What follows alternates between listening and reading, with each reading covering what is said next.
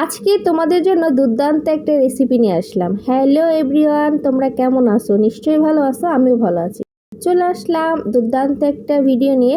আজকে তোমাদেরকে দেখাবো ঢাকার ঐতিহ্যবাহী সেই বাকরখানির পায়েস। অনেকে খেয়েছো, অনেকে খাও নাই, হয়তোবা অনেকে এর আগে বাসায় ট্রাই করেছো, অনেকেরটা আমার থেকেও মজা হয়। কিন্তু বিশ্বাস করো ভাই, আমি এই রেসিপিটা যখন বাসায় তৈরি করি সবাই সবাই সবাই এত মজা করে খায়। আর আমার কাছে যে এত ভালো লাগে, আগে আগে আমি খেতাম না, কিন্তু এখন এটার প্রেমে পড়ে গেছি আমি। যেহেতু আমার শ্বশুরবাড়ির সবাই স্থানীয় ঢাকাইয়া, ওরা এই বাকরখানি রেসিপিটা খুব পছন্দ করে, আর বিশেষ করে সব অনুষ্ঠানেই এই রেসিপিটা রাখার চেষ্টা করে।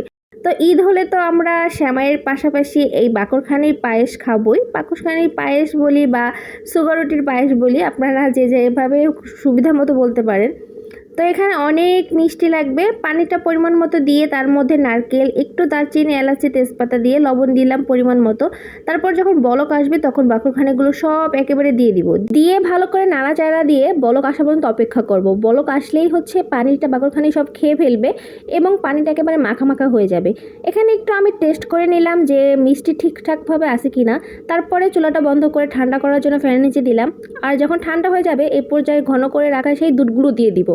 বিশ্বাস করেন, এই রেসিপিটা বাসায় একদিন ট্রাই করেন, এত মজা। যদি ফ্রিজে ঠান্ডা করে রাখা হয় তাহলে তো আপনি প্রেমে পড়ে যাবেন এই রেসিপিটার। এই ছোট্ট মিনি ব্লগটা এই পর্যন্তই। কেমন হয়েছে আজকে এই রেসিপিটা একটু জানাবেন। আল্লাহ হাফেজ।